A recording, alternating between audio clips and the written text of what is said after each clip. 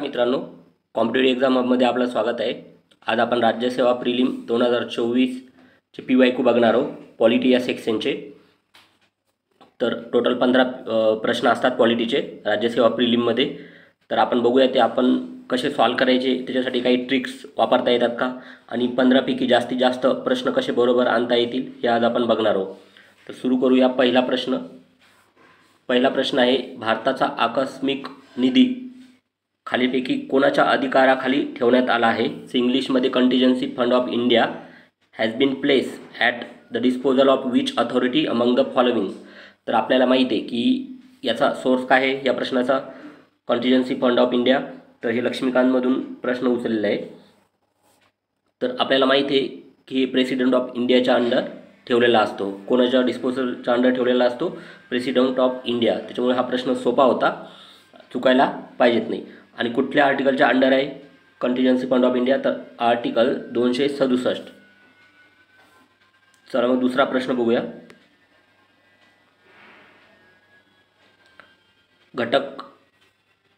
घटक राज्यातील आणीबाणी संदर्भात बोम्मई खटला बाबत खालीपैकी कोणते विधान योग्य आहेत?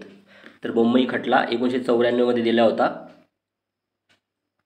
ज्यामध्ये याच्या आणीबाणीविषयी त्यांनी काही मार्गदर्शक तत्त्वे दिले होते. तर बघूया आपण ऑप्शन. पहिल्या ऑप्शनमध्ये म्हणतं, तर आता याच्यात आपण जर बघितलं, खाली पर्यायी उत्तरे जर बघितले तर याच्यामध्ये बघा जास्तीत जास्त वालं पण आहे, जे की ABCD. सगळे याच्यात ABCD म्हणजे सगळे बरोबर आहेत. की ABC बरोबर आहे फक्त, की BCD बरोबर आहे, की CD बरोबर आहे.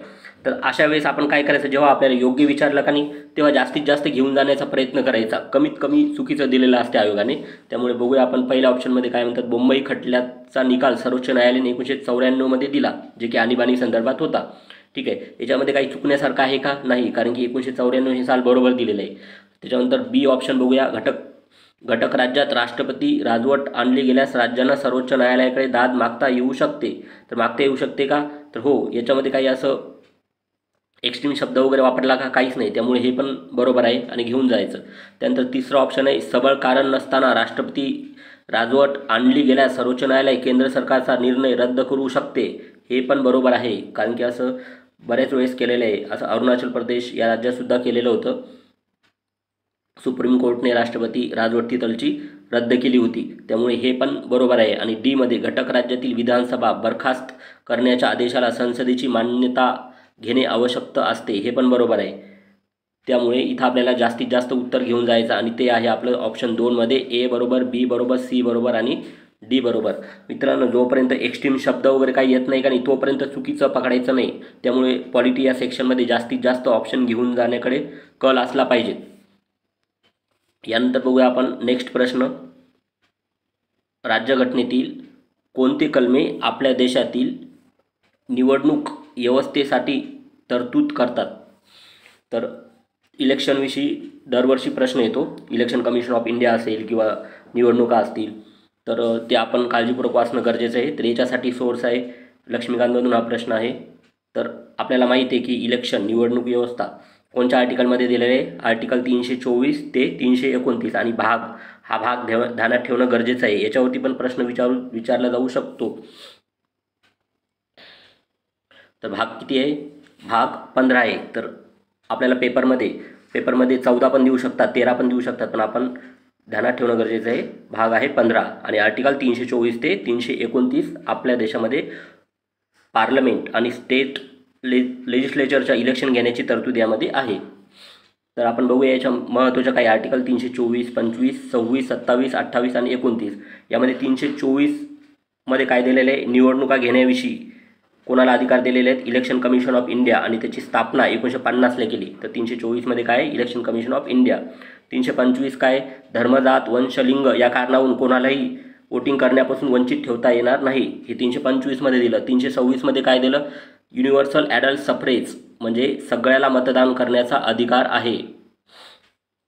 तर ते कशामध्ये दिलं? आर्टिकल 326. हे 326 महत्त्वाचं आहे, कारण की हे फंडामेंटल राईटच्या जे भाग 3 आहे त्याच्या बाहेर असलेला हे एक आपला राईट आहे. पण हा फंडामेंटल राईट नाही, आपला हा कॉन्स्टिट्यूशनल राईट आहे. युनिव्हर्सल ॲडल्ट सफ्रेज हा आपला कुठला? वोटिंग करणे हा आपला कॉन्स्टिट्यूशनल राईट आहे, नॉट फंडामेंटल राईट. आणि तो आर्टिकल 326 आहे. त्याच्यानंतर 327 मध्ये काय दिलेलं आहे, पार्लमेंट इलेक्शनविषयी कायदा करू शकते. 328 मध्ये स्टेट असेंब्ली राज्यातील इलेक्शनविषयी कायदा करू शकते. आणि 329 मध्ये काय, कोर्ट इंटरफेअर करू शकत नाही इलेक्शन मॅटरमध्ये. तर ह्या काही महत्त्वाच्या आर्टिकल ध्यानात ठेवा, परीक्षेमध्ये येऊ शकतात. तर बघूया आपण नेक्स्ट प्रश्न. केंद्रीय माहिती आयोगाविषयी आपल्याला हा प्रश्न आलेला आहे आणि हा बऱ्याच विद्यार्थ्यांचा प्रश्न चुकलेला आहे. तर याच्यामध्ये काय विचारलं, केंद्रीय माहिती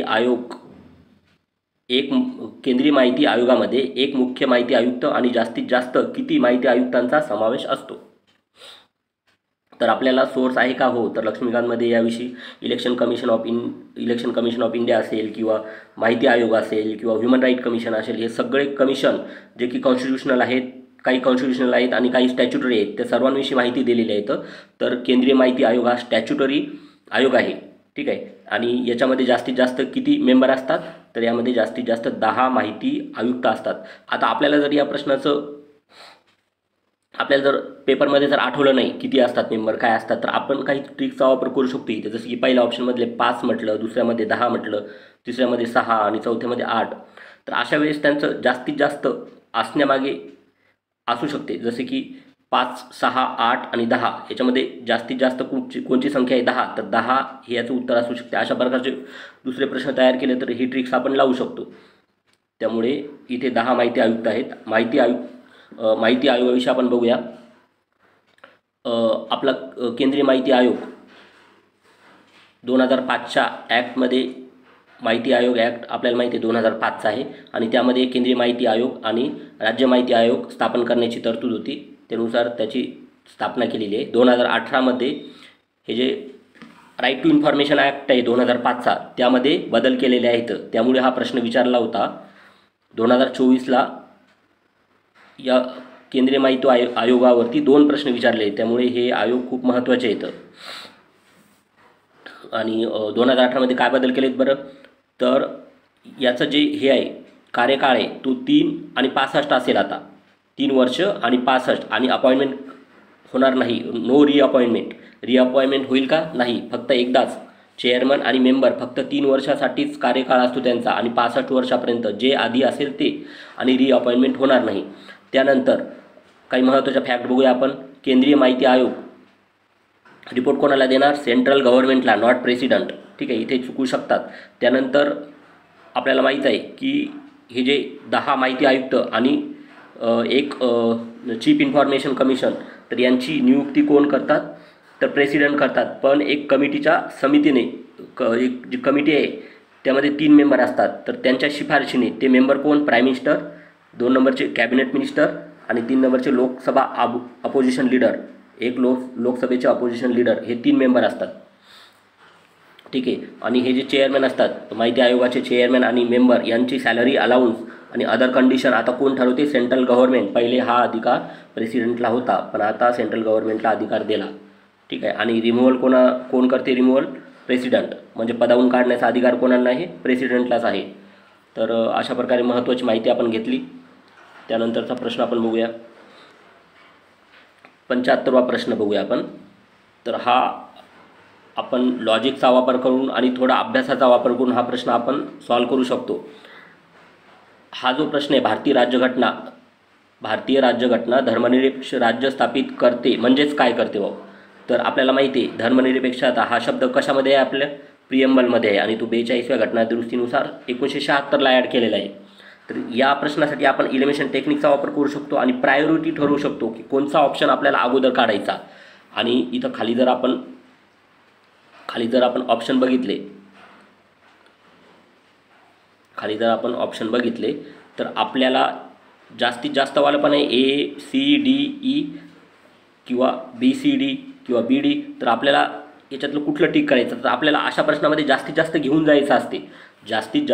जायचं असते आणि कमीत कमी रॉंग करायचं असते, ठीक आहे. आता मग पहिल्या ऑप्शनमध्ये काय म्हणते, राज्य रोजगाराच्या बाबतीत धर्माच्या आधारावर भेदभाव करते, ठीक आहे. आपल्याला माहीत हा धर्मनिरपेक्षतेचं राज्य स्थापित करणे याचा अर्थ निघते का नाही हे आपण बघूया, ठीक आहे. नंतर बघा बीमध्ये काय दिलं, राज्याने कोणत्याही विशिष्ट धर्माला अग्रक्रमाने वागणूक देण्याचे टाळले आहे. हे तर बरोबर असायलाच पाहिजे, त्यामुळे प्रायोरिटी ठरवायची अगोदर काय बरोबर आहे. तर आपल्याला माहिती आहे धर्मनिरपेक्ष म्हणजे काय, कुठल्याही धर्माला जी अग्रक्रमाने वागणूक देण्याचे टाळले पाहिजेत, कुठल्याही धर्माला फर्स्ट प्रिफरन्स देणं ते चुकीचं आहे, ते त्याच्यामुळेच आपण धर्मनिरपेक्ष राज्य स्थापन केलेलं आहे. सी काय म्हणते, राज्य सर्व धर्मांना समान समजते, हे पण बरोबर आहे, त्यामुळे याला पण घेऊन जायचं.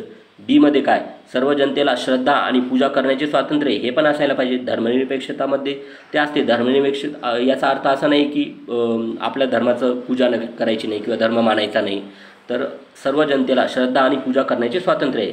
डी पण पाहिजेत. आता ईला काय करायचं, कोणत्याही अपवादाशिवाय शैक्षणिक संस्था धार्मिक शिक्षण देण्यास स्वातंत्र्य आहेत, धार्मिक स्वातंत्र्य देण्यास स्वातंत्र्य आहेत. तर हे धर्मनिरपेक्षतेचं याच्यात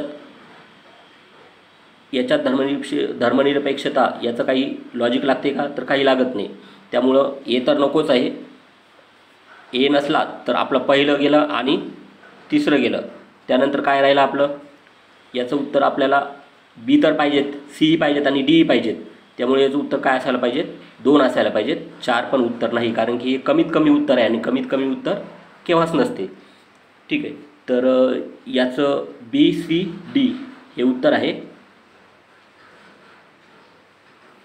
तर चला नेक्स्ट प्रश्न बघूया आपण. हा परत आता मुख्य माहिती आयुक्ताविषयी आलेला आहे.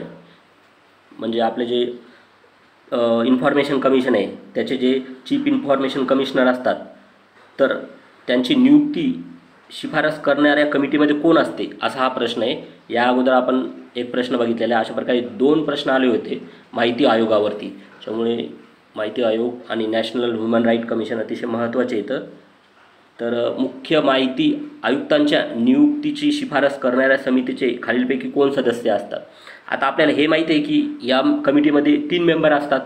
ठीक आहे, प्राईम मिनिस्टरला पकडून 3 मेंबर असतात. जर खाली आपण ऑप्शन बघितले तर 3 मध्ये 4 दिले, 2 मध्ये 4 दिले, आपण हे डायरेक्ट काढू शकतो. दुसरंही कटलं, तिसरंही केलं, आपल्याला वाचायचे काम नाही ऑप्शन जास्त. आता ए बी डी बरोबर का ए बी ई बरोबर. आता पंतप्रधान पाहिजेतच, ए दोन्ही ऑप्शनमध्ये, पहिल्याही आणि चौथ्याही. लोकसभेतील विरोधी नेता पाहिजेतच, दोन्ही ऑप्शनमध्ये आहे. आता एमध्ये डी आहे आणि 4मध्ये, पहिल्यामध्ये डी आहे आणि 4मध्ये काय आहे, 4मध्ये आहे ई. तर आपण बघूया आता डी, पंतप्रधानाने नामनिर्देशित केलेले कॅबिनेट मंत्री घ्यायचं की लोकसभाचे सभापती घ्यायचं. तर आपल्याला माहिती आहे की कॅबिनेट मंत्री असणार, त्यामुळे लोकसभाचे सभापती कटले आणि 3च मेंबर पाहिजेत आपल्याला. त्यामुळे याचं उत्तर काय राहील, ए बी डी. अशा प्रकारचा हा आपण प्रश्न काढू शकतो. आणि अशा प्रकारचे इतर प्रश्नही तयार होऊ शकतात, जसं की नॅशनल ह्युमन राईट कमिशनचे चेअरमन आणि मेंबर स्थापन करण्यासाठी एक कमिटी असते आणि त्या कमिटीमध्ये 6 मेंबर असतात. इथे 3 मेंबर जसे आहेत तसे नॅशनल ह्युमन राईट कमिशनचे चेअरमन अपॉइंटमेंट करण्यासाठी 6 मेंबर असतात. ते 6 मेंबर आपल्याला माहीत असणं गरजेचं आहे.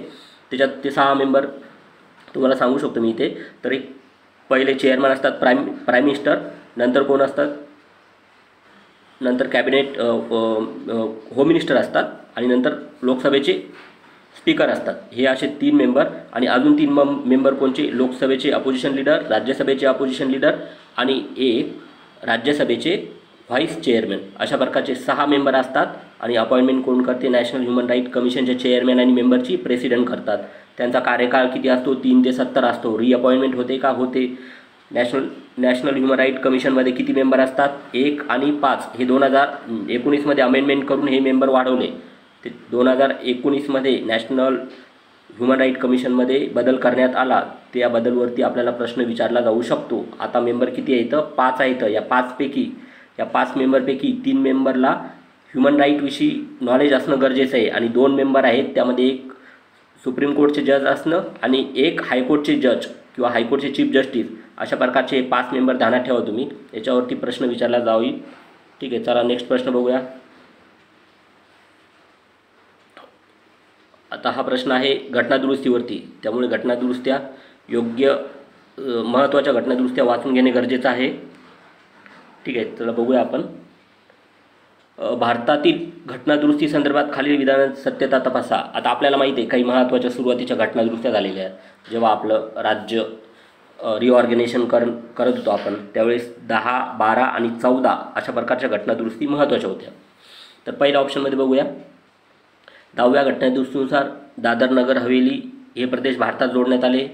11व्या घटनादुरुस्तीनुसार, ठीक आहे, 11व्या घटनादुरुस्तीनुसार दीव दमण गोवा हे प्रदेश भारतात जोडण्यात आले. आपल्याला माहीत नाही आहे बरोबर आहे का नाही. तर आपण खालचे जर ऑप्शन बघितले की पर्यायी उत्तर, यामध्ये काय दिलं त्यांनी, 2च उत्तर बरोबर येतात. ह्या 4 स्टेटमेंटमधले 2च उत्तर बरोबर आहेत. याचा अर्थ 2 उत्तर कुठले तरी चुकीचे आहेत. ठीक आहे, त्याच्यामुळे आपल्याला प्रायोरिटी ठरवायची की काय बरोबर आहे आणि काय चुकीचं आहे. आता आपल्याला हे माहिती पाहिजे 10, 12 आणि 14 अशा प्रकारच्या सुरुवातीला 3 घटनादुरुस्त्या येतात आणि त्या 3 प्रदेशाविषयी रिलेटेड होत्या. 10वी घटनादुरुस्तीला दादर नगर हवेलीला भारतात जोडण्यात आले. 12व्यानुसार दमण दीव आणि गोवा आणि 14व्यानुसार पॉंडिचेरी भारताला जोडण्यात आले. तर इथे काय दिलं 11वी, जे की चुकीचं आहे, कारण की आपलं ऑड आपण ध्यानात ठेवलेलं आहे 10, 12, 14. 11 चुकीचं आहे. 11वी घटनादुरुस्ती नसायला पाहिजे. इथे काय 12वी पाहिजे. 12व्यानुसार दीव दमण आणि गोवा भारतात जोडण्यात आले. ठीक आहे, आणि इथे सी पण चुकलेलं आहे कारण की 14 आहे. जर पॉंडिचेरी भारताला 14व्या घटनादुरुस्तीनुसार जोडलं असेल तर त्याला ते विधिमंडळाची शिफारससुद्धा 14व्या घटनादुरुस्तीनुसारच असेल. त्यामुळे इथे 15वी घटनादुरुस्ती नाही, इथे 14वी घटनादुरुस्ती आहे. आणि त्यानंतर आता हे 2 तर चुकलेलेच आहेत. मग आपलं राहिलेलं काय, ए आणि डी बरोबर आहे. ए आणि डी कशात आहे, ए आणि डी आहे 4थ्या ऑप्शनमध्ये. त्यामुळे याचं उत्तर काय आहे, डी. त्यामुळे प्रायोरिटी ठरवा, कुठलं अगोदर काढून टाकायचं, कुठलं ऑप्शन अगोदर इलिमिनेट करायचं आणि कुठलं घ्यायचं. ठीक आहे, इथं प्रायोरिटी काय दिली आपण, बी काढून टाकलं मी अगोदर. बी का, कारण ती 11वी घटनादुरुस्ती नाही. आपण ध्यानात कसे ठेवलेलं इथं अगोदरच्या ज्या युनियन टेरिटरी भारताला जोडल्या होत्या, दादर नगर हवेली, दीव दमण, गोवा, पॉंडिचेरी, 10, 12, 15 अशा आपण ध्यानात ठेवले होते. 10मध्ये दादर नगर हवेली, 12मध्ये दीव दमण गोवा आणि 14मध्ये पॉंडिचेरी. ठीक आहे, तर त्यामुळे 11 गेलं, 15च्या जागी आपल्याला 14 पाहिजेत. त्याच्यामुळे हे बी आणि सी तर कटलंच, ए आणि डी राहिलं. त्याच्यामुळे याचं उत्तर 4 आहे. ठीक आहे, अशा प्रकारचं एलिमिनेशन टेक्निक वापरू शकता तुम्ही. सोपा प्रश्न होता, जास्त काही अवघड नव्हता. काही महत्त्वाच्या घटनादुरुस्ती आपल्याला माहिती आहे. 101वी घटनादुरुस्ती आहे, जे GST कायद्याशी रिलेटेड आहे. 102वी घटनादुरुस्ती कशाशी रिलेटेड आहे, ही महत्त्वाची 102वी घटनादुरुस्ती ध्यानात ठेवा. OBC आयोग, ठीक आहे, OBC आयोग जो की 1993 साली स्थापन केला होता, त्याला आता घटनात्मक दर्जा दिला. तर त्या कोणत्या घटनादुरुस्तीनुसार 102 ध्यानात ठेवा. 103 आहे EWSला 10% रिझर्वेशन. ठीक आहे, गव्हर्नमेंट सर्व्हिसेसमध्ये. 104मध्ये काय, जे SC STना लोकसभा आणि स्टेट असेंब्लीमध्ये जे काही रिझर्वेशन सीट आहे तर ते 2030पर्यंत वाढवण्यात आलं. ठीक आहे, 2030पर्यंत वाढवण्यात आलं. तर हे महत्त्वाचं आहे. हे काही महत्त्वाचे अमेंडमेंट ध्यानात ठेवा. नंतरचा प्रश्न बघूया आपण. आता बघा, आपले जे कॉन्स्टिट्युएंट असेंब्ली होती, आपली राज्यघटना तयार करण्यासाठी कॉन्स्टिट्युएंट असेंब्ली आपण स्थापन केली होती, त्याच्यावरती हा प्रश्न आहे. तर हा जो याच्यावरती दरवर्षी प्रश्न असतात, तर बरोबर वाचणे गरजेचं आहे हा चॅप्टर. ठीक आहे, बघूया आपण. ठीक आहे, बघा आता जोड्या लावा आहे. तर कोणची अयोग्य जोडी आहे, कीवर्ड वाचणं गरजेचं आहे. अयोग्य आहे का योग्य आहे, करेक्ट, रॉंग असे कीवर्ड वाचल्याशिवाय प्रश्न सुरू करायचा नाही, कारण की याच्यावरून भरपूर आपले प्रश्न चुकू शकतात. त्याच्यामुळे इथं अयोग्य विचारलेलं आहे आपल्याला. आणि अयोग्य काय आहे ते बघूया आपण आता. ते काय म्हणते, पहिल्या ऑप्शनमध्ये जुलै 22, 1947ला आपण काय केला, राष्ट्रध्वजाचा स्वीकार केला. ठीक आहे, संविधान सभेद्वारे म्हणजे आपली कॉन्स्टिट्युएंट असेंब्लीद्वारे कशाचा, राष्ट्रध्वजाचा स्वीकार केला. आता हे बरोबर आहे का, हो बरोबर आहे. हे आपल्याला पाठच असायला पाहिजेत, कारण की याच्यावरती नेहमी प्रश्न विचारले जातात. त्यानंतर 24 जानेवारीला 3 गोष्टी घडल्या. 24 जानेवारीला 3 गोष्टी घडल्या. एक म्हणजे राष्ट्रगीताचा स्वीकार केला आपण, आणि सेकंड नॅशनल सॉन्ग आपण वंदे मातरम स्वीकारलं. थर्ड आहे जे की इथे लिहून दिलेलं आहे, नॅशनल अँथेम सॉन्ग आणि प्रेसिडेंट ऑफ इंडियाची, भारताचे पहिले प्रेसिडेंट यांची अपॉइंटमेंट. तर आपण यांना निवडून दिला आपण. तर ते केव्हा, 24 जानेवारी 1950. त्याच्यामुळे इथे बी बरोबर आहे. 24 जानेवारी 1950ला 3 गोष्टी घडल्या महत्त्वाच्या. आपण अँथेम स्वीकारलं, राष्ट्रीय सॉन्ग आणि प्रेसिडेंट ऑफ इंडियाची निवडणूक केली. 3 गोष्टी ध्यानात ठेवा. ठीक आहे, आता पहिले 2 तर बरोबरच आहे. आता तिसरं बरोबर घ्यायचं का चौथं बरोबर घ्यायचं, आता याला आपण प्रायोरिटी द्यायचं, आपल्याला काय माहिती असायला पाहिजे. आता मला सांगा, राष्ट्रीय चिन्ह महत्त्वाचं आहे, आपण त्याला नॅशनल एम्ब्लेम म्हणतो, की राष्ट्रीय दिनदर्शिका महत्त्वाचं आहे. तर नॅशनल एम्ब्लेम तर आपल्याला माहिती आहे, आपल्याला स्वातंत्र्य झाल्या जास्त गरज कशाची असली याच्यामध्ये एम्ब्लेमची. आपल्याला माहिती आहे 26 जानेवारी आपण प्रजासत्ताक दिन मानतो, कारण का त्या दिवशी आपण एम्ब्लेमचाही स्वीकार केलेला आहे, राष्ट्रीय नॅशनल एम्ब्लेमचा. त्यामुळे आपण इथं चौथा बरोबर आहे. आपल्याला काढून काय टाकायचं, हे जे कॅलेंडर आहे 3 नंबरचं ऑप्शन चुकीचं आहे. तर 1950 नसून केव्हा आहे, मार्च 1957 इथं दिलेलं आहे. मार्च 1957 आपण जे सखा कॅलेंडर आपण स्वीकारलेलं आहे मार्च 1957ला, त्यातला पहिला महिना चैत्र असतो आणि शेवटचा फाल्गुन असतो. तर ही एक्स्ट्रा माहिती ध्यानात ठेवा तुम्ही. केव्हा आपण स्वीकारलं, 1957. पहिला महिना कोणता असतो आपल्या सखा कॅलेंडरचा, चैत्र, आणि शेवटचा फाल्गुन. ठीक आहे. तर इतर आपण कॉन्स्टिट्युएंट असेंब्लीविषयी इतर गोष्टी ध्यानात ठेवणं गरजेचं आहे. आपल्या कॉन्स्टिट्युएंट असेंब्लीला, ज्याला आपण संविधान सभा म्हणतो, त्याच्यामध्ये काय काय गोष्टी घडलेल्या आहेत, त्याच्यात मेजर कमिट्या कोणत्या होत्या, मायनर कमिट्या कोणत्या होत्या, त्याच्यातले काही महत्त्वाचे पदं कोणी स्वीकारलेले होते, कोणत्या पदावर होतं. जसं आपल्याला माहिती आहे, आपली जी संविधान सभा होती त्याचा जे सिम्बॉल होता, तो सिम्बॉल काय होता, एलिफंट होता. ठीक आहे. आणि कॉन्स्टिट्युशनल ॲडवायझर कोण होते, BN राव होते. त्यानंतर सेक्रेटरी कोण होते, कॉन्स्टिट्युएंट असेंब्लीचे सेक्रेटरी HVR अय्यर होते. त्यानंतर चीफ ड्राफ्ट्समॅन कोण होते, तर SN मुखर्जी होते. ठीक आहे. तर आपल्या राज्यघटनेचे कॅलिग्राफर कोण होते, कोणी लिहिली राज्यघटना, म्हणजे कॅलिग्राफर आपण कोणाला म्हणतो, इंडियन कॉन्स्टिट्यूशनचे प्रेम बिहारी नारायण रायजदा यांनी ते कॅलिग्राफ केलं. ठीक आहे. तर असे काही महत्त्वाचे नावं आहेत जे ध्यानात ठेवणं गरजेचं आहे, त्याच्यावरती वेळोवेळी प्रश्न विचारतात. नेक्स्ट प्रश्न आहे भारतातील विविध राष्ट्रीय आयोगाच्या संदर्भात. ठीक आहे. आता या राष्ट्रीय आयोगावरती जास्तच प्रश्न विचारतात. मग ते काही राष्ट्रीय आयोग कॉन्स्टिट्यूशनल आहेत, म्हणजेच कॉन्स्टिट्यूशनलमध्ये ते मेन्शन केलेले आहेत, आणि काही कायद्यानुसार ॲड केलेले आहेत, ज्यावरती कायदा केलेला आहे त्याला आपण स्टॅच्युटरी आयोग म्हणतो. तर असे 2 आयोग आपण डिव्हाइड करू शकतो, कॉन्स्टिट्यूशनल आणि स्टॅच्युटरी. या दोन्ही आयोगावरती दरवर्षी प्रश्न असतात. त्याच्यामुळे त्याच्या आर्टिकल, कॉन्स्टिट्यूशनल असेल तर आर्टिकल, आणि कायद्यानं स्थापन केलेले असतील तर ते कायद्याचं वर्ष कोणचं आहे. तरी अशा 2 गोष्टी आपण फोकस करणं गरजेचं आहे. ठीक आहे. पहिलं ऑप्शन बघूया. आता कीवर्डवरती फोकस करायचा. असे प्रश्न सॉल्व करताना आपण कीवर्ड ध्यानात ठेवायचे. कीवर्ड कोणचे आहेत, कुठं चुकू शकतात ते. इथं कुठे चुकू शकतात, आपल्याला एकतर सालामध्ये चुकू शकतात, किंवा आर्टिकलमध्ये चुकू शकतात. ठीक आहे. किंवा डेटमध्ये चुकू शकतात. आणि इथं खाली जर आपण बघितलं, त्यांनी काय विचारलं, वरीलपैकी बरोबर तरतूद कोणते आहेत. ठीक आहे.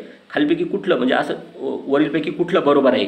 तर आता त्यांनी ऑप्शन बघा कसे सेट केले, AC, BC, AD किंवा BC. मला सांगा, आता त्यांनी ऑल ऑफ द अबोव दिलं का, कुठे नाही. याचा अर्थ याच्यात कुठले तरी 2 बरोबर आहेत आणि 2 चुकीचे आहेत. आता आपल्याला ठरवायचं, आपण आपलं अगोदर नॉलेज टेस्ट वापरायची, आपल्याला काय माहिती आहे काय नाही ते बघायचं. पहिल्या ऑप्शनमध्ये काय दिलं, भारतीय राज्यघटनेचे कलम 339 मध्ये अनुसूचित जाती जमातीसाठी आयोगाची स्थापना आहे. बरोबर आहे का, चुकीचं आहे. का 339 नाही, 338 आहे, ज्याच्यामध्ये अनुसूचित जाती आयोग आहे, आणि 338B मध्ये काय आहे, अनुसूचित जमाती आयोग आहे. त्यामुळे पहिला तर सरळ चुकला. तर ठीक आहे, आपण खाली ऑप्शन बघूया. आता पहिला जर चुकला तर मग मला हा पाहिजेत का, कारण की बरोबर विचारलं त्यांनी, बरोबर विचारलं, चुकीचं विचारलं का नाही, बरोबर. माझा पहिला गेला ज्याच्यात A आहे, कारण की A मला नकोच आहे. A अजून कशात आहे, तिसऱ्या ऑप्शनमध्ये, हा पण मला नको आहे, त्यामुळे हाही कटला. आता राहिलं काय, BD, दुसरा ऑप्शन BD आहे, आणि चौथा ऑप्शन BC आहे. याचा अर्थ B तर बरोबरच आहे, B नाही वाचला तरी चालते. ठीक आहे, कारण की B तर दोन्ही ऑप्शनमध्ये आहे, B याच्यातही आहे, B याच्यातही आहे. याचा अर्थ राष्ट्रीय महिला आयोग 1990 असो का 1992 असो, आपल्याला काही हरकत नाही, कारण की ते बरोबरच दिलेलं आहे. त्यामुळे राष्ट्रीय महिला आयोग काय 1990 बरोबर आहे. आता D घ्यायचं का C घ्यायचं हे आपण ठरवायचं. आता C मध्ये काय गेलं, राष्ट्रीय अल्पसंख्याक आयोग कायदा 1992चा आहे. तर आता हे आपल्याला माहीत आहे का की नाही. जर माहिती नसलं तर चौथा ऑप्शन वाचायचं. चौथ्या ऑप्शनमध्ये काय दिलं, 27 डिसेंबर 1993 रोजी राष्ट्रीय मानवाधिकार आयोग स्थापन करण्यासंदर्भात अध्यादेश काढला. हे अध्यादेश तर बरोबर आहे, कारण की राष्ट्रीय मानवाधिकार आयोग आपण जे स्थापन केला होता ते सुरुवातीला त्याच्यासाठी अध्यादेश काढला होता आणि नंतर आपण 1993ला डिसेंबरमध्ये काहीतरी आपण कायदा केला होता, ठीक आहे. पण इथं त्यांनी फॅक्ट बघा किती दिल्यात. आता बी चुकीचं आहे का डी चुकीचं आहे, प्रायोरिटी ठरवा. याच्यामध्ये फॅक्ट बघा किती दिल्या. 27 डिसेंबर दिलं, 93 दिलं, ठीक आहे. इथं अध्यादेश दिला. आता एवढ्या फॅक्ट दिला, याच्यातली एक तर चुकीची असायलाच पाहिजेत, ठीक आहे. 1993 जरी बरोबर असलं तरी इथं डिसेंबर चुकीचं असू शकते ना. आणि इथं तर एकच फॅक्ट दिलेली आहे राष्ट्रीय महिला आयोगामध्ये 1990चा कायदा. त्याच्यामुळे बी बरोबर आहे आणि डी चुकीचा आहे, कारण की याच्यात फॅक्ट भरपूर दिल्या आणि त्या फॅक्टमध्ये त्यांना चुकवण्याचा जास्त चान्स आहे, कारण की जास्त फॅक्ट आहे. त्याच्यामुळे उत्तर काय असायला पाहिजे त्याचं, 4 नंबरचं बी आणि सी याचं उत्तर आहे, ठीक आहे. उत्तर काय आहे, बी आणि सी म्हणजे 4 नंबरचं ऑप्शन, ठीक आहे. तर नेक्स्ट बघूया आता. तुम्ही याच्यावरती कॉन्स्टिट्युशनल आणि स्टॅच्युटरी आयोग जास्तीत जास्त करून ठेवा. त्याचे स्थापन करण्याचे वर्ष किंवा त्याचे कलमा कायदे यावरती वाचून घेणे गरजेचे आहे.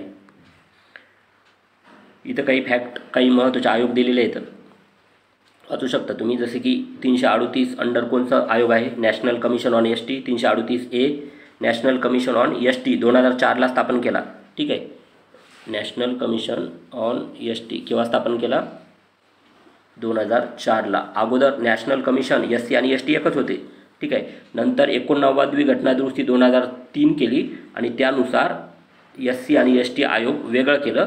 एस टी आयोग 338A मध्ये टाकलं आणि ओरिजिनली 338मध्ये एस सी आयोग ठेवला. त्यामुळे ह्या आर्टिकल महत्त्वाचे आहेत आणि घटनादुरुस्ती 89वी महत्त्वाची आहे.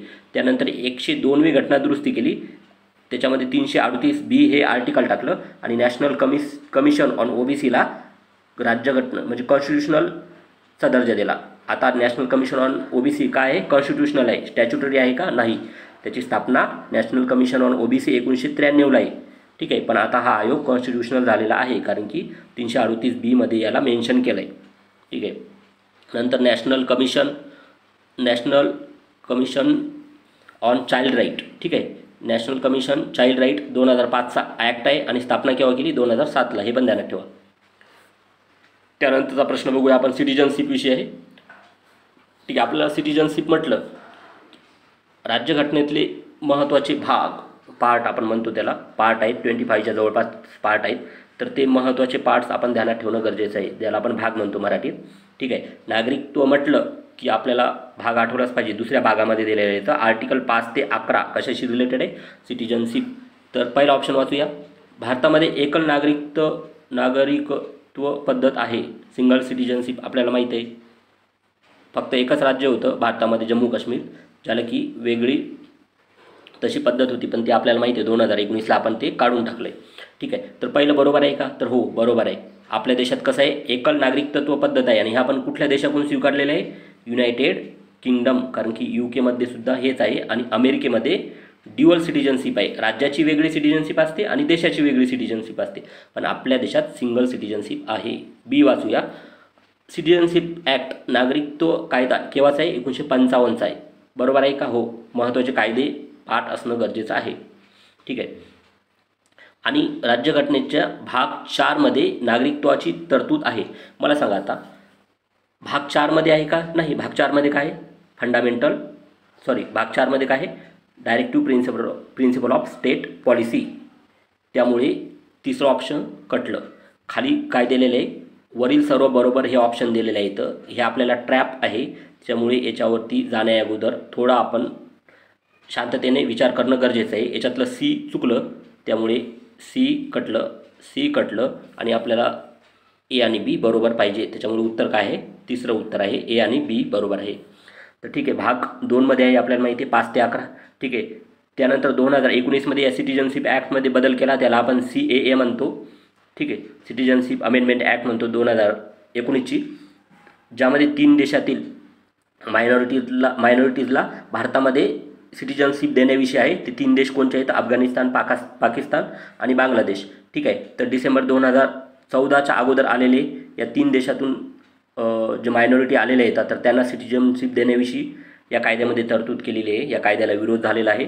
या कायद्याने सिटिझनशिप अमेंडमेंट ॲक्ट 2019 या कायद्याने अगोदर जी 12 वर्षाची तरतूद होती ती 6 वर्षाची तरतूद केली. याचा अर्थ काय, जी 12 वर्ष म्हणजे अगोदर 12 वर्ष भारतात राहिलं तर सिटिझनशिप मिळलं जायचं, पण आता CAA नुसार 6 वर्ष भारतात जे राहिलेले आहेत तर त्यांना सिटिझनशिप देण्याची तरतूद केली आहे. त्याच्यामुळे हे ध्यानात ठेवा, या फॅक्ट विचारले जाऊ शकतात. ठीक आहे, नंतरचा प्रश्न बघूया आपण. नंतरचा प्रश्न आहे, परत घटनादुरुस्तीवरती प्रश्न आला. या 2024च्या पेपरमध्ये घटनादुरुस्तीवरती खूप जास्त प्रश्न आहेत, त्यामुळे घटनादुरुस्तीला प्रायोरिटी द्या. 69वी घटनादुरुस्तीविषयी विचारलेले. आपण प्रश्न वाचूया. कोणत्या घटनादुरुस्ती कायद्याद्वारे दिल्लीला राष्ट्रीय राजधानी क्षेत्र म्हटले गेले आहे? बघा, आता हा ट्रॅप आहे, आयोगाचा हा ट्रॅप आहे. याच्यामधले 69वी घटनादुरुस्ती म्हटलं दुसऱ्या ऑप्शनमध्ये. पहिला खटला आपल्याला हे तर माहीत आहे, पहिलंही नाही, चौथंही नाही. ठीक आहे, आणि 3मध्ये म्हटलं 91वी घटनादुरुस्ती. ठीक आहे, विद्यार्थ्याला इथे कन्फ्युजन झालं 2 आणि 3मध्ये. का? कारण की 69वी घटनादुरुस्ती आहे, बरोबर आहे, पण ती झाली केव्हा? 1991. भरपूर विद्यार्थ्यांनी हे 1991ला 91वी घटनादुरुस्ती समजलं आणि उत्तर 91वी घटनादुरुस्ती म्हटलं. आणि काही जणांनी असं लॉजिक लावलं की दिल्लीला नॅशनल कॅपिटल टेरिटरीचा दर्जा 69 नव्हे तर 91वी घटनादुरुस्ती असेल, असंही लॉजिक काढलं. तर 69 घटनादुरुस्तीमध्ये सगळ्या गोष्टी दिलेल्या आहेत दिल्लीविषयी. दिल्लीला वेगळं मंत्रिमंडळ, दिल्लीला विधानसभा असेल किंवा दिल्लीलाच राष्ट्रीय राजधानी क्षेत्रही म्हटलेलं आहे. दिल्लीचे जे ॲडमिनिस्ट्रेटर आहे त्यांना लेफ्टनंट गव्हर्नर म्हटलं. अशा प्रकारचं सगळं 69व्या घटनादुरुस्तीनुसार 69वी घटनादुरुस्ती आहे, पण ती 1991ला झालेली आहे. त्याच्यानुसार दिल्लीला स्पेशल स्टेटस आहे. त्यामुळे असे प्रश्न चुकता कामा नये. याच्यावरती आपण एकदम कॉन्फिडन्स असलं पाहिजे. 69वीच आहे असं आपण पेपर सॉल्व करताना कॉन्फिडन्स असलं पाहिजे. तर ठीक आहे, 91वी घटनादुरुस्ती वेगळी आहे, त्याच्या वेगळ्या तरतुदी आहेत. तर आपल्याला 69वी घटनादुरुस्ती थोडं डिटेलमध्ये करून ठेवा. दिल्लीला रिकॉग्नाईज काय केलं? नॅशनल कॅपिटल टेरिटरी 69व्या घटनादुरुस्तीनुसार. ठीक आहे, त्यामुळं काही फॅक्ट पॉलिटीमध्ये ध्यानात असणं, पाठ करणं खूप गरजेचं आहे आपले प्रश्न बरोबर आणायचे असतील तर.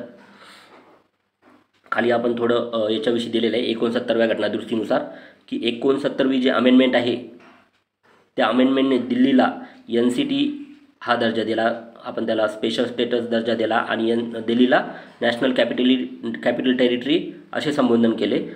दिल्लीला विधानसभा प्लस दिल्लीला मंत्रिमंडळही मिळालं. 69व्या घटनादुरुस्तीनुसार विधानसभेमध्ये किती मेंबर असतात? दिल्लीच्या 70 मेंबर असतात. या 70 मेंबरच्या 10% त्यांची मंत्रिमंडळ असते. CM plus 6 member, 6 cabinet minister, आणि ते अपॉइंट कोण करतात? प्रेसिडेंट. इथे चुकू शकतात.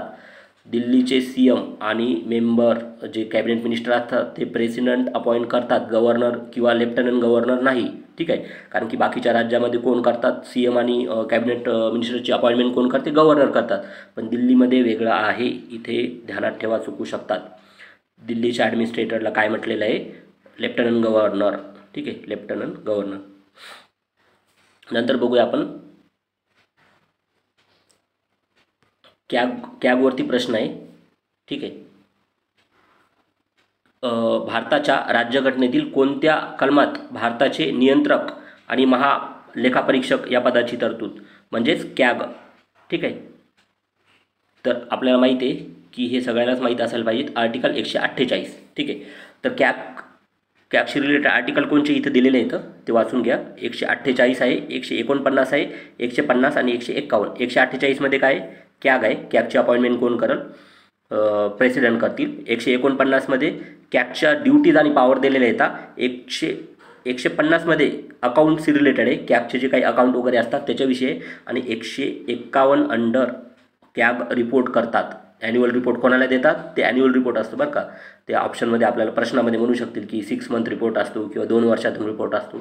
तर जनरली हे जे आयोग असतात या आयोगाचे, मग ते कॉन्स्टिट्युशनल असो का स्टॅच्युटरी, त्यांचे जे रिपोर्ट असतात का नाही ते वार्षिकच असतात. आणि जे कॉन्स्टिट्युशनल आयोग असतात तर ते रिपोर्ट कोणाला देतात? प्रेसिडेंटला देतात. ठीक आहे, तर 151 अंडर रिपोर्ट आहे. 148, 49, 50, 51 असे 4 आर्टिकल कॅगशी रिलेटेड आहेत. ठीक आहे, तर याचं उत्तर काय आहे? पहिलं उत्तर आहे. सोपा प्रश्न होता, चुकता कामा नये. नंतरचा प्रश्न बघूया आपण. ठीक आहे, पहिल्या लोकसभेविषयी प्रश्न आहे आणि हा प्रश्न आपल्याला याच्यामध्ये या प्रश्नामध्ये एवढ्या फॅक्ट दिलेल्या येतात की विद्यार्थ्यांनी बघितल्या एकदम भीती निर्माण करतात, प्रेशर निर्माण होते. तर ह्या ज्या फॅक्ट आहेत किंवा याला भियायची अजिबात गरज नाही. तुम्ही बिनफालतूचं प्रेशर तयार करू नका, कारण की या फॅक्टची आपल्याला काहीच गरज नाही. आपल्याला प्रश्न काढण्यासाठी काही ऑप्शन मोजकेच असतात.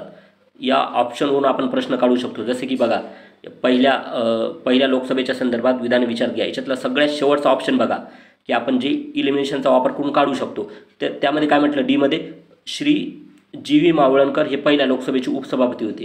हे तर जनरली सगळ्याला माहिती आहे. जी व्ही मावळणकर हे पहिल्या लोकसभेचे सभापती होते. उपसभापती होते का? नाही.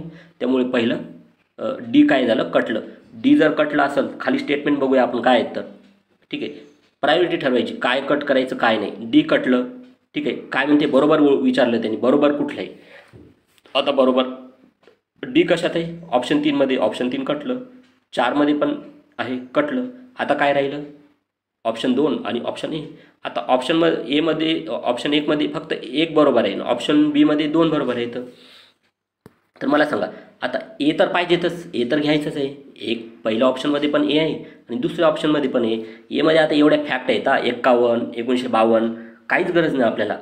माहिती असणं काहीच गरजेचं आहे. 1951ला झालं त्या पहिल्या लोकसभा इलेक्शन का, 52ला झालं त्या का, 50ला झालं त्या, नसतं माहीत तरी हा प्रश्न बरोबर आणता येऊ शकतो. तर पहिल्याला आपल्याला घेऊनच जायचं. मला सांगा, बीमध्ये काय म्हटलं, पहिल्या लोकसभेचे अधिवेशन, पहिले अधिवेशन 13 मे 1952ला सुरू झाले. मला सांगा, हेही फॅक्ट आपण पाठ करतो का? नाही. त्यामुळे याला चुकीचं पकडायचं का? नाही. त्यामुळे याला घेऊन जायचं. ठीक आहे, ह्या फॅक्ट पाठ करायची गरज नाही आणि आयोगाचंही अपेक्षा नसती की आपण ह्या फॅक्ट पाठ करावा अशा प्रकारच्या. त्यामुळे इथे जास्तीत जास्त उत्तर ए बी आहे. डी तर अगोदरच आपलं कटलेलं आहे. ठीक आहे, डी कटल्यामुळे आपला तिसरा ऑप्शन कटला, चौथा ऑप्शन कटला. ठीक आहे, सी ऑप्शन तर तसाच कटला, कारण की सी नाहीच आहे कुठल्या ह्याच्यात. मग हे 1957 असो की पहिली लोकसभा कालावधी पूर्ण केला, तेच काहीच गरजेचं नाही आपल्याला पाठ असावं म्हणून. आणि अशा गोष्टी पाठही करू नका, कारण की खूप सारा सिलेबस असतो. ठीक आहे, तर टेक्निकचा वापर करून असा हा प्रश्न आपण सॉल्व्ह करू शकतो. ठीक आहे, नंतरचा प्रश्न बघूया आपण. ठीक आहे, आता हा प्रश्न आहे उच्च न्यायालयाविषयी, हायकोर्टविषयी. उच्च न्यायालयांना मूलभूत अधिकारांच्या अंमलबजावणीसाठी निर्देश जारी करण्याचा अधिकार देते. आता हा प्रश्न, याला सोर्स आपण नेहमी वाचण्यात येते आपलं, की रिट्स आपण निर्देश म्हणतो, जे की रिट्स म्हणतो इंग्लिशमध्ये. रिट्स काढण्याचा अधिकार कोणाला असतो, एकतर सुप्रीम कोर्ट आणि दुसरे म्हणजे हायकोर्ट. ठीक आहे, सुप्रीम कोर्ट आणि हायकोर्ट. पण हायकोर्टला विचारलं ना, हायकोर्टला मूलभूत अधिकाराच्या अंमलबजावणीसाठी निर्देश जारी करण्याचा अधिकार कुठे असतो, तर तो आर्टिकल 226च्या अंडर असतो. आणि सुप्रीम कोर्टला आर्टिकल 32. ठीक आहे, आणि हायकोर्टला 226. तर हे 2 आर्टिकल महत्त्वाचे. तर कुठल्या प्रकारचे रिट्स असतात ते हेबियस असतात, मॅन्डॅमस, प्रोहिबिशन, अशा प्रकारचे वेगवेगळे रिट्स असतात. आणि ते फंडामेंटल राईटच्या अंमलबजावणी करण्यासाठी काढता येतात. ठीक आहे, तर सोपा प्रश्न होता. नंतरचा प्रश्न बघूया आणि शेवटचा प्रश्न आहे हा. ठीक आहे, तर केशवानंद भारती खटल्याविषयी. हे जे खटले आहेत महत्त्वाचे खटले, तर हे आपण यावरती अभ्यास करणं गरजेचं आहे. केशवानंद भारती खटला असेल किंवा बोम्मई खटला असेल किंवा बेरुबारी 1960चा खटला असेल किंवा 1967चा गोलकनाथ खटला असेल, हे काही महत्त्वाचे खटले. आणि त्या खटल्यामध्ये काय म्हटलेलं आहे, ह्या गोष्टीवरती नेहमी प्रश्न विचारले जातात. नंतर मिनर्वा मिल केस आहे 1984ची. ठीक आहे, मनेका गांधी केस आहेत. ह्या सगळ्या महत्त्वाच्या 8-9 जे जजमेंट आहेत की सुप्रीम कोर्टचे, त्याची एक नोट्स तयार करा आणि त्याच्यावरती नेहमी प्रश्न येऊ शकतात. ठीक आहे, तर बघा, केशवानंद भारती खटल्यामध्ये आपल्याला माहिती आहे डॉक्ट्रिन ऑफ बेसिक स्ट्रक्चरची संकल्पना मांडली होती. ठीक आहे, चला आपण ऑप्शन बघूया. पहिल्या ऑप्शनमध्ये काय, हा खटला भारताचे न्यायाधीश A.N. रे यांच्या नेतृत्वाखाली 13 न्यायमूर्तींच्या घटनापीठापुढे चालला. आता आपल्याला माहिती आहे का, माहीत नाही तर घेऊन जायचं आपल्याला. ठीक आहे, आपल्याला हे माहिती आहे. जोपर्यंत आपल्याला त्याचं फिक्स माहीत नाही, ते A.N. रे होते का दुसरे कोणी होते किंवा 33 न्यायमूर्तीचा खटला होता की कमी होता, हे काहीच माहीत नाही आपल्याला. बी माहिती आहे का, 7/6 किंवा हे माहिती आहे आपल्याला, बेसिक स्ट्रक्चर डॉक्ट्रिनची रूपरेषा दिली, हे माहिती आहे. ठीक आहे, हे बरोबर आहे. या खटल्यात गोलकनाथ प्रकरणातील निर्णय बदलला, आपल्याला माहिती आहे. अगोदरच आपण म्हटलं की 1967चा गोलकनाथ खटला होता. गोलकनाथ खटला यांनी ते बदलला, म्हणजे निर्णय बदलला गोलकनाथ खटल्याचा, त्याच्यामुळे हे पण बरोबर आहे. नंतर सरदू खटला हा न्यायालयीन सक्रियतेचे उदाहरण म्हणावे लागते. बरोबर आहे, कारण की सुप्रीम कोर्टचं ॲक्टिव्हिजम वाढलं. ठीक आहे. सुप्रीम कोर्टचं ॲक्टिव्हिजम वाढलं, त्यामुळे आपण न्यायालय सक्रिय झाले असे म्हणतो आपण, त्यामुळे हे पण बरोबर आहे. तर मला सांगा, ऑप्शन जर बघितले आपण तर ऑल ऑफ द बोवालं आहे का? तर हो आहे. ऑल ऑफ द म्हणजे ABCD सगळेच उत्तर आहे त्याच्यात. पण आयोगाने याचं उत्तर काय दिलेलं आहे? याचं उत्तर दिलेलं आहे BCD पहिला चुकीचा आहे. कारण काय? कारण की हे AN रेना ही आहेत, तर न्यायमूर्ती किंवा चीफ जस्टिस होते ते सिक्री. तेव्हा चीफ जस्टिस कोण होते? सिक्री हे चीफ जस्टिस ऑफ इंडिया होते.